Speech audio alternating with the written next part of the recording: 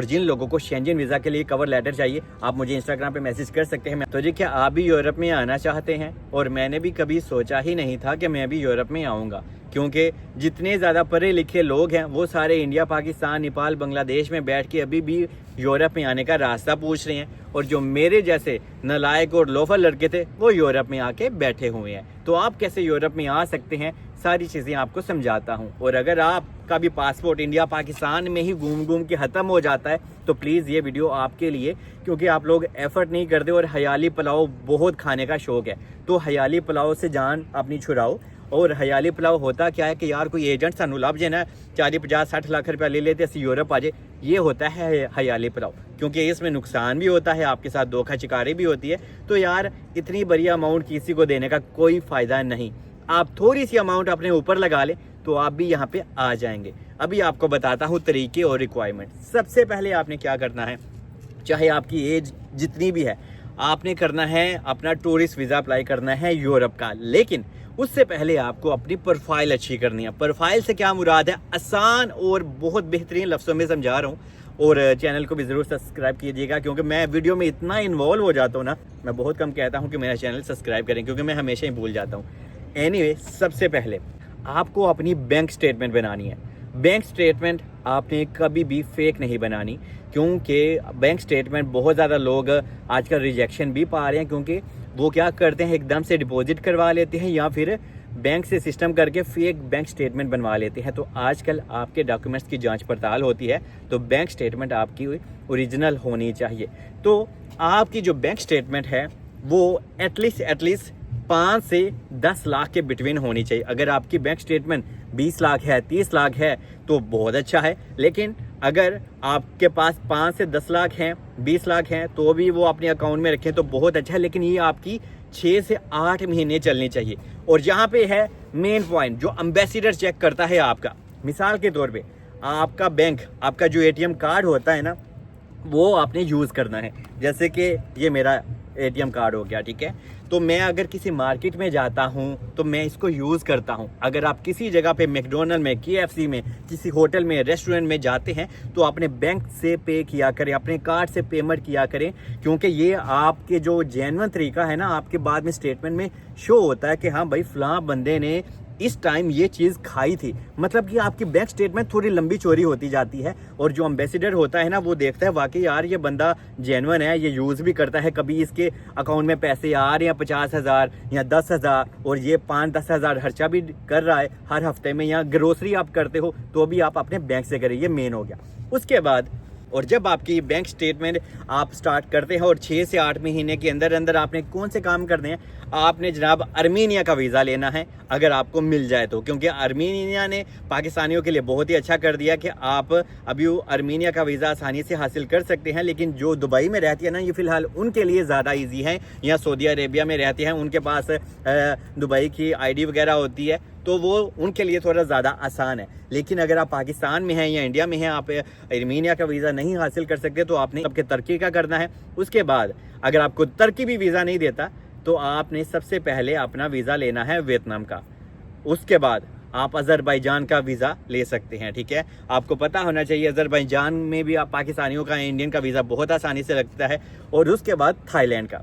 अगर आप इन 3 कंट्री का विजिट कर लेते हो ना, चाहे आप दुबई में जाओ या ना जाओ, या फिर आप तुर्की में जाओ या ना जाओ, लेकिन ये अज़रबैजान, वियतनाम और थाईलैंड, ये वो कंट्री हैं कि जहाँ पे आपकी ट्रैवल हिस्ट्री बनती रहती है, और ये ट्रैवल हिस्ट्री मैटर भी करती है। क्योंकि इसके बाद जब भी आप अपना शेंजन वीज़ा अप्लाई करोगे ना, तो वाकई ही आपके पासपोर्ट के ऊपर भी स्टैंप होती है, आप अपने कवर लेटर के ऊपर मैं बाद में आऊँगा, तो आप सारी चीज़ें मेंशन करते हो, और एम्बेसडर देखता है यार ये बंदा तो वियतनाम गया है, ये बंदा तो थाईलैंड गया है, वाकई ये टूरिस्ट लग रहा है, तो एनीवे इसको यार एक शेंजन वीज़ा तो बनता है, इसको देना चाहिए, हम ठप्पा लगा देते हैं। तो इसलिए ट्रैवल हिस्ट्री भी मैटर करती है। और अगर आपकी बिजनेस प्रोफाइल है तो आपको अपने टैक्स रिटर्निंग वगैरह भी चाहिए होती है, या अगर आप कोई कंपनी रन कर रहे हो तो आपको उस कंपनी के डॉक्यूमेंट्स चाहिए होते हैं, और तब भी आपको अपनी बैंक स्टेटमेंट और थोड़ी सी ट्रैवल हिस्ट्री तो ज़रूर चाहिए होती है। आपने वियतनाम का वीज़ा अप्लाई करना है। वियतनाम के वीज़े में भी आपका 3 से 4 लाख समझ ले चला गया। मैं थोड़ा ज़्यादा बता रहा हूँ आपको, ठीक है। समझ ले कि 8 लाख में आपके 2 कंट्री के विजिट हो गए। और अगर आप इंडियन हो तो इंडियन में जनाब आपका 5 लाख में थाईलैंड का भी विजिट हो जाता है और वियतनाम का भी हो जाता है। पाकिस्तान की करेंसी थोड़ी सी कमजोर है तो पाकिस्तानियों का समझ लें 7 से 8 लाख में ये 2 कंट्री का विजिट आराम से और मजे से हो जाता है। और उसके बाद आपने अपना अजरबैजान का वीजा अप्लाई करना है।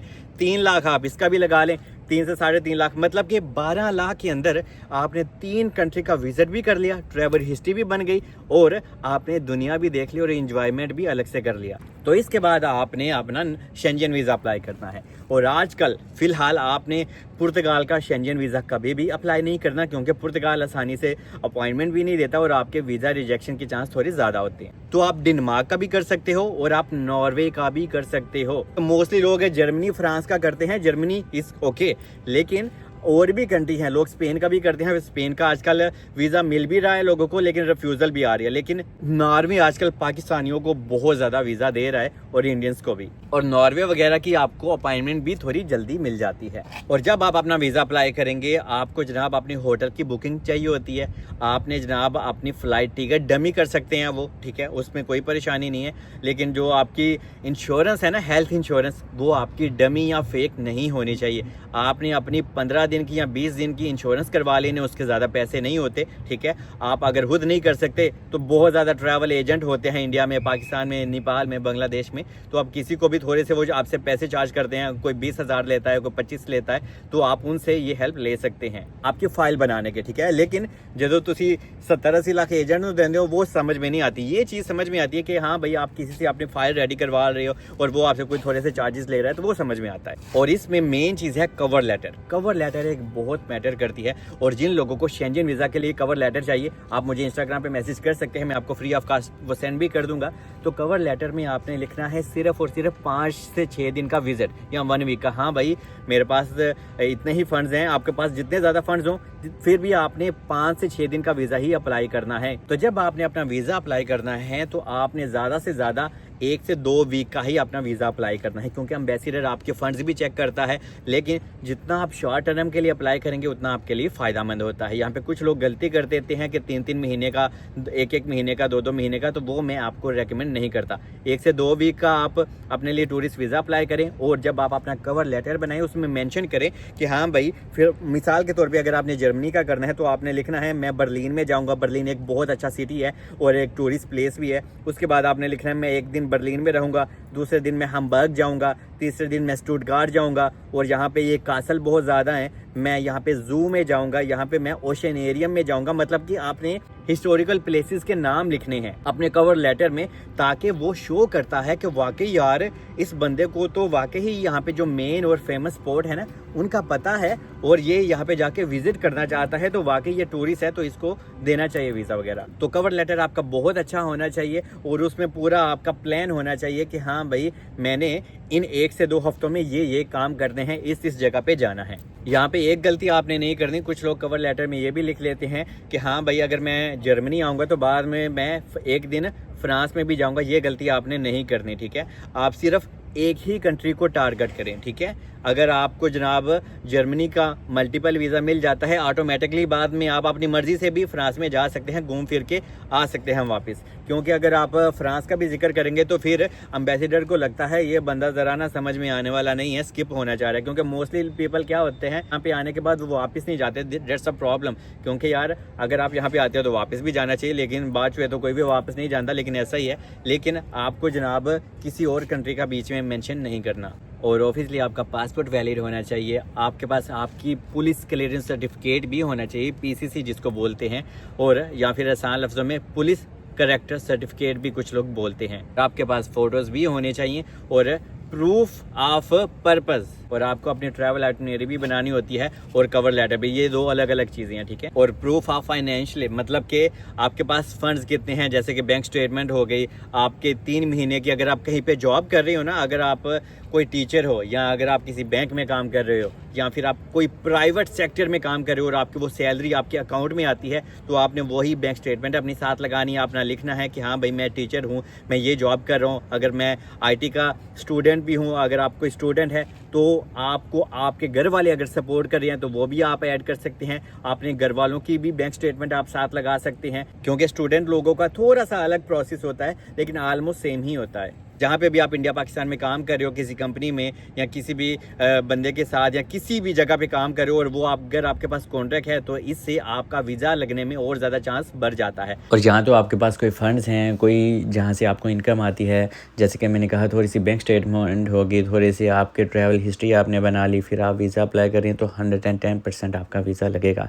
और देखें ये 20 लाख कि अगर आपके पास अमाउंट है, इनमें से 3 कंट्री का आपने विज़िट कर लिया, फिर भी आपके जो अकाउंट में है ना वो 7-8 लाख बच जाएगा, जो कि आपकी बैंक स्टेटमेंट रहेगी। लेकिन अगर आजकल तो लोगों के पास तो बहुत लाखों में पैसे हैं, 40 लाख 50 लाख नॉर्मल होता है लोगों के पास, तो इससे आपकी प्रोफाइल और ज़्यादा बेहतर हो जाती है। तो अच्छा ये है कि 60 लाख एजेंट को देने की बजाय आप वही 10-12 लाख अपने ऊपर लगाएँ और बाद में आप अपने लिए शेंजन वीज़ा अप्लाई करें। बाकी अगर आपकी ये सारी चीज़ें कंप्लीट है तो मुझे नहीं लगता कि आपका वीज़ा रिजेक्ट हो। तो अगर फिर भी मैं कुछ मिस कर गया हूँ या आपके माइंड में कोई चीज़ है कि हाँ भाई ये चीज़ सलमान आपने नहीं बोली, तो यार आप कमेंट्स में लिख सकते हैं, कोशिश करूँगा मैं उसका भी रिप्लाई दे दूँ या फिर एक और नया व्लॉग आप लोगों के लिए मैं पोस्ट कर दूँ। बाकी दुआ में याद रखें, मिलते हैं नेक्स्ट वीडियो में।